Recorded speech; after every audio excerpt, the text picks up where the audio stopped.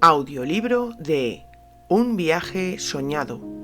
Autora Vanessa Velasco Navarrete. Capítulo 1. Eric era el pequeño de 3 hermanos. Acababa de cumplir los 30 y nunca le faltó de nada. Su familia disponía de un amplio capital y varios negocios repartidos por la provincia de Barcelona. Su padre Miguel, ya jubilado, había traspasado a los hijos todas sus empresas y ahora se dedicaba a disfrutar de su dinero, haciendo largos y costosos viajes con su mujer. Sus comienzos no fueron fáciles. Llegó de un pueblecito de Toledo con tan solo 7 años, huérfano y acompañado por uno de sus tíos, que no tardaría en ponerlo a trabajar en una fábrica papelera como peón. Trabajador nato y responsable, fue ascendiendo poco a poco en la empresa, hasta hacerse con ella y a partir de ahí continuó invirtiendo en más negocios relacionados con el papel, que le permitirían ampliar sus fronteras y sus cuentas bancarias. Miguel era un hombre serio y disciplinado, que insistió mucho en que sus hijos estudiaran una carrera y se prepararan para poder tener un futuro asegurado, sin tener que depender de nadie. Su madre Isabel era una mujer amable y dulce, que se había dedicado durante muchos años al diseño de ropa de alta costura. Era muy conocida en el mundo de la moda y habitual verla rodeada de famosos. Mujer culta y elegante, que gracias a sus constantes viajes dominaba 7 idiomas casi a la perfección. Dotada con una gran belleza y una notable bondad, enseñaba a sus hijos a tocar el piano, a pintar y a encontrar ese punto de sensibilidad necesario en todo ser humano y que cada vez era más difícil de hallar en la sociedad. Isabel pasaba largas temporadas fuera de casa, pero en muchas ocasiones se llevaba a sus hijos con ella, a Eric el que más. Era el ojo derecho de los 3 hermanos, el más sentimental y cariñoso, amable, atento con todos los demás y muy concienciado con las buenas obras. Su hermano mayor Ángel ya tenía cumplidos los 47. Él se encargaba de la fábrica más importante del legado, la que fabricaba el papel y que había conseguido su padre con tanto esfuerzo y sufrimiento. Era un hombre recto y disciplinado al igual que su progenitor, muy parecidos, incluso físicamente. Casado desde hacía años y con 2 hijos adolescentes, una bonita casa en la playa y una mujer de caprichos caros y a la que le gustaba demasiado el dinero. Gerardo, el hermano mediano, tenía 42 años y estaba muy unido a Eric. Desde pequeños soñaban con hacer largos viajes en busca de aventuras y diversión. Siempre había sido un cabeza loca, pero a pesar de ello, su padre lo puso al mando de la fábrica de impresión. La empresa arrastraba la mala gestión de Gerardo, pero corrían buenos tiempos y los trabajadores y asesores de la empresa conseguían que siguieran adelante, aunque las deudas y la poca dedicación empezaban a amontonarse. También debía pagar la manutención de sus 3 hijos y de sus respectivas madres, sus 3 exmujeres. Tenía fama de mujeriego, sospechoso de consumir alguna sustancia ilegal y amante de las fiestas privadas que duraban varios días en lugares recónditos y escondidos.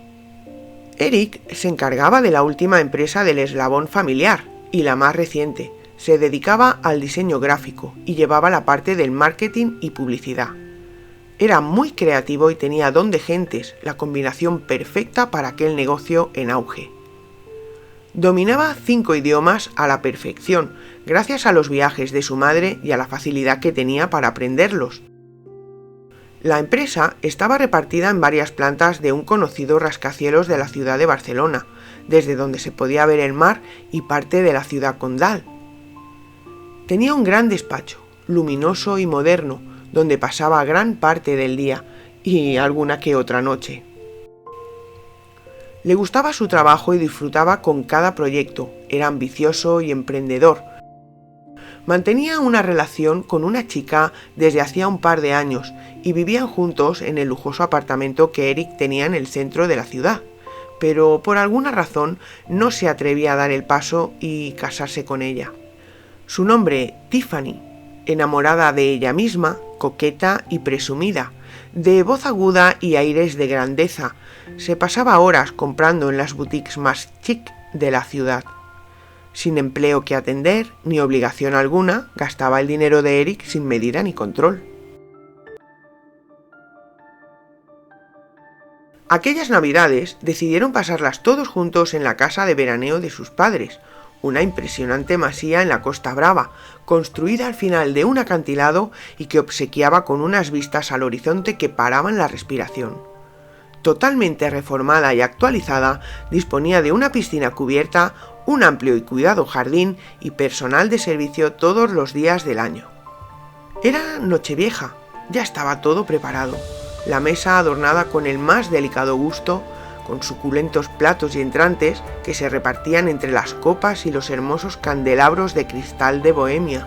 La cubertería de oro y plata se iluminaba con el reflejo de las luces del gigantesco árbol y la señorial chimenea, que iban conjuntadas con una música navideña que se escuchaba de fondo. Una decoración en tonos claros y luminosos resaltaba aquella estancia que se había convertido por unas horas en pura magia. Los niños correteaban por la inmensa casa, mientras los adultos esperaban sentados con una copa de vino y repartidos por los asientos y sillones de la sala. Solo faltaba Gerardo. Se retrasaba ya más de una hora. Sus hijos ya estaban allí desde hacía bastante tiempo y lo esperaban ansiosos.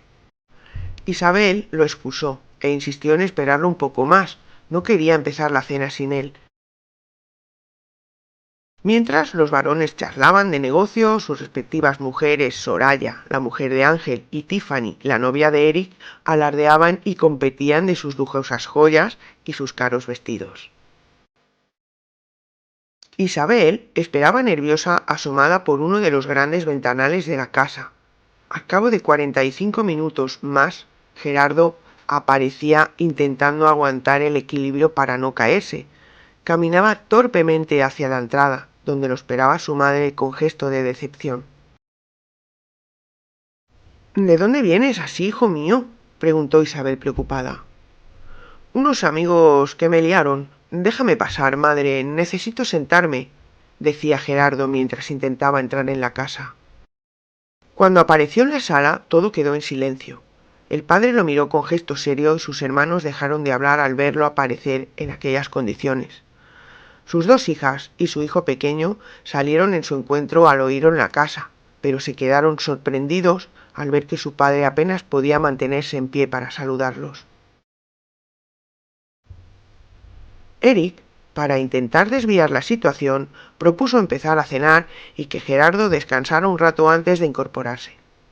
La cena empezó siendo algo fría, pero poco a poco las conversaciones cómplices entre Isabel y Eric desviaron la atención del tema y fueron animando la velada, una velada en la que Gerardo al final no apareció. La familia se quedaría allí hasta pasadas fiestas. Comidas y cenas abarcaban todo su tiempo, visitas de algún conocido familiar lejano y oportunidades para conversar tranquilamente mientras se apagaba el atardecer. Desde hacía años, Gerardo y Eric preparaban un viaje a la India. Decenas de planos, libretas, fotografías y apuntes de rutas se acumulaban en el armario a la espera de que algún día decidieran emprenderlo juntos. Pero Gerardo cada vez se ausentaba más de todos y de todo, y Eric empezaba a notar su ausencia cada vez más. Una de esas tardes en familia, el chico intentó apartar a su hermano Gerardo del resto de la familia, invitándolo a una copa en el hermoso jardín. Cualquiera diría que estamos en invierno, ¿verdad?, dijo Eric para romper el hielo. Este tiempo está loco. Sí, es cierto, el tiempo está muy loco, respondió Gerardo mientras bebía de su copa y miraba hacia el infinito. ¿Y qué tal estás, hermano? Apenas nos vemos. Siempre estás ocupado y nunca te pillo en tu oficina, preguntó Eric. Estoy bien, estoy de puta madre, contestó con resignación Gerardo. ¿Qué es lo que te pasa? Pareces un amargado. Deberíamos coger las mochilas y hacer aquel viaje pendiente a la India. Seguro que allí nos desconectaríamos del mundo tete. Casi puedo hacer el camino mentalmente de las veces que he mirado la ruta, decía Eric con una gran sonrisa en la cara. No te preocupes por la empresa. Mientras estemos fuera, pues ya se ocupará alguien de ella y se solucionarán los problemas de deudas que hay, continuó el chico. ¿Amargado? ¿Tú también me vas a venir con esa mierda de la empresa?, continuó con gesto amenazador. Gerardo, no te pongas así conmigo, solo pretendo ayudarte. Últimamente veo que estás desmejorado, me llegan rumores de deudas de juego y sé que te estás moviendo con gente que no te conviene. Tienes 3 hijos, lo recuerdas, ¿verdad? No sé, si necesitas ayuda, pídemela.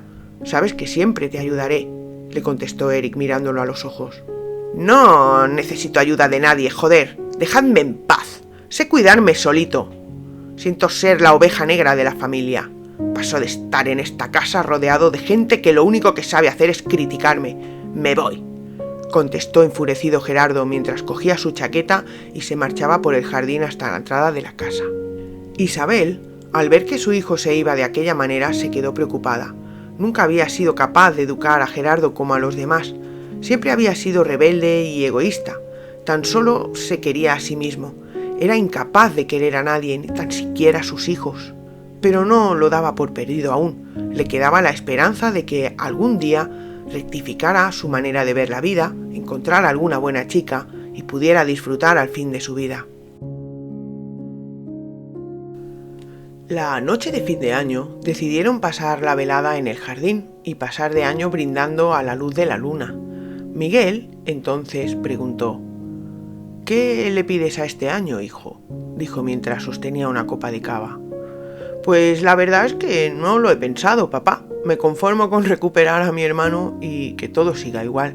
Sinceramente no me puedo quejar», contestaba Eric sonriendo mientras le daba un sorbo a la copa y a la vez que Tiffany interrumpía. «Yo para este año quiero un descapotable rojo», dijo apoyándose en el hombro de Eric mientras le sonreía. «Tú pides mucho, cielo», le recriminó Eric mientras la miraba de reojo.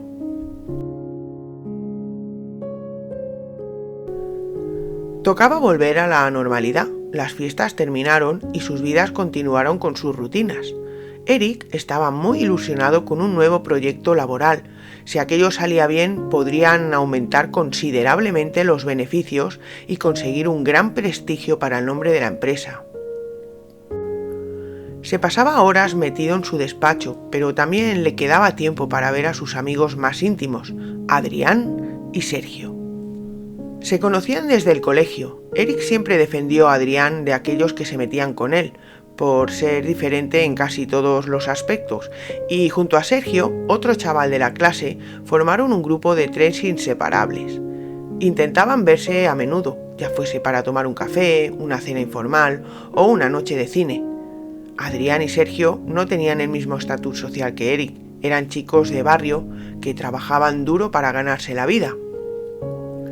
Compartían un piso en uno de los barrios más peligrosos de la ciudad, pequeño y antiguo, sin ventanas al exterior y con el ruido constante del bar de copas que tenían justo debajo, pero era lo único que podían permitirse. Adrián, con sus 29 años, trabajaba en el turno de noche de un establecimiento del McDonald's, sirviendo hamburguesas en el centro de la ciudad, y los fines de semana que libraba, actuaba como performance en varias discotecas de la zona, algo que le encantaba. Nunca fue bueno en los estudios, con problemas de identidad a lo largo de su adolescencia y las malas compañías, acabó en ambientes nocturnos que lo atraparían por completo.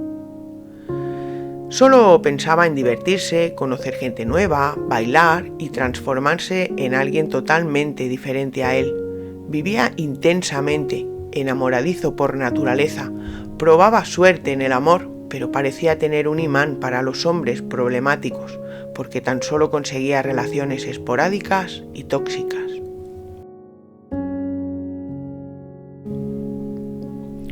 Sergio, en cambio, era tranquilo y responsable. Acabó de compañero de Adrián al tener que abandonar el piso en el que vivía con su expareja, después de una relación de más de 10 años. Trabajaba de mensajero en una conocida agencia de transportes y los fines de semana se dedicaba a hacer algún trabajo por su cuenta como electricista o pintor y así pues poder sacar un sobresueldo que le permitiera pagar la manutención de su hija pequeña y las facturas de la madre de esta. A Eric, además de su trabajo y sus amigos, también le quedaba tiempo para involucrarse como voluntario en una asociación de ayuda a niños y mayores. Aportaba cuantiosas donaciones y ayudaba a montar eventos y cenas benéficas para recaudar dinero. Allí conoció a Sara, una de las chicas que fundó la asociación y con la que se llevaba muy bien.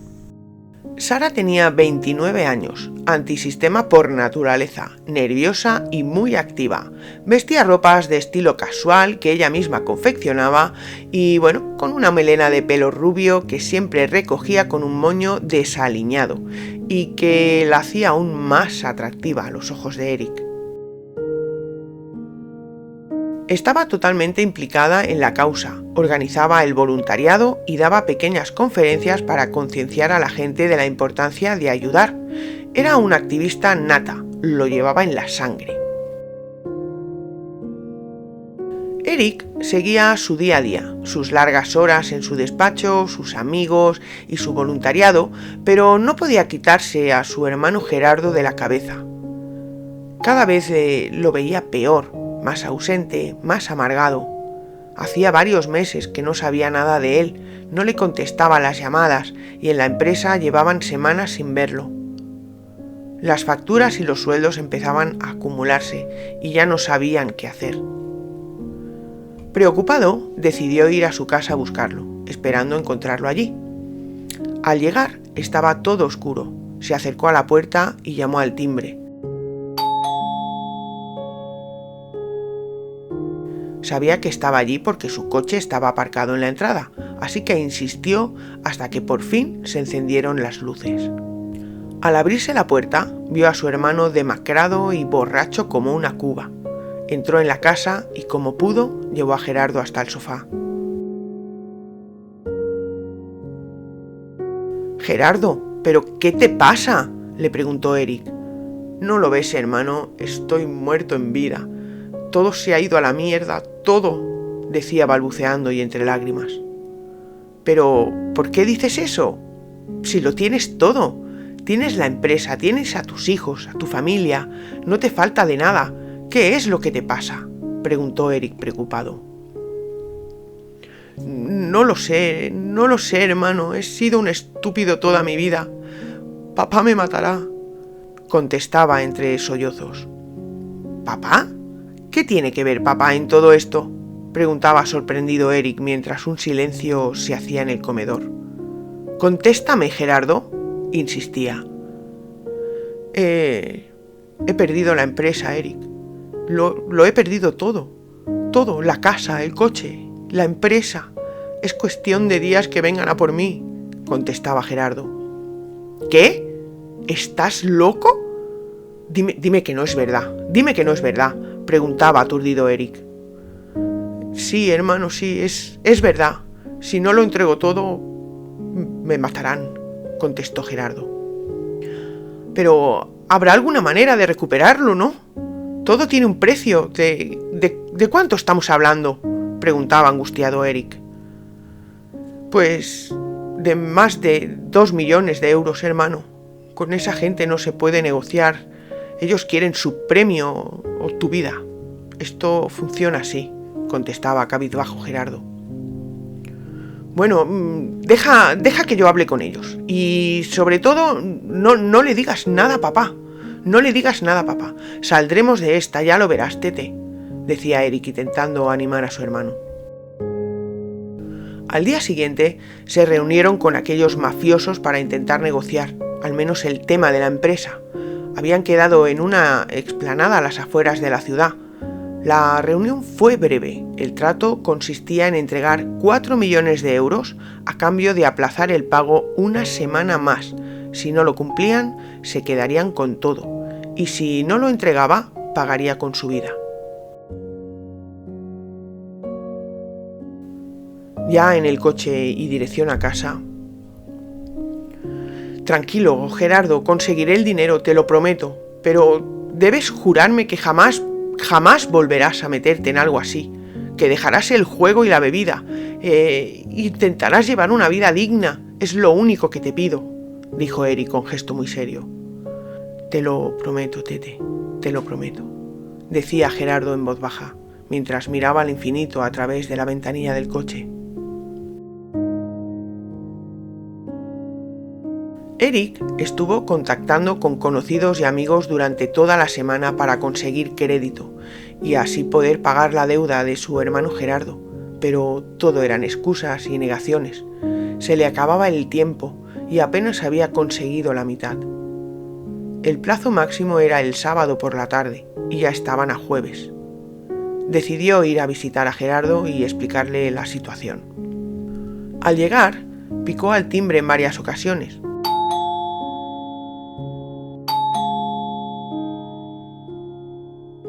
Pero nadie le abría la puerta. Estaba todo oscuro, como de costumbre, y el coche estaba aparcado encima de la acera. Al ver que insistía y nadie le abría, decidió ir por la parte trasera, pues sabía dónde escondía la llave de reserva para poder abrir. Al entrar, estaba todo en silencio. Lo llamó en varias ocasiones, pero nadie le contestaba. Lo buscó en la cocina y en el comedor, y decidió subir a la segunda planta. Su habitación estaba vacía y vio que la puerta del lavabo estaba cerrada, pero había luz. «Gerardo, abre la puerta». «¿Estás ahí?», preguntaba Eric desesperado. Al ver que su hermano no contestaba y aquella puerta no se abría, a golpes la tiró abajo.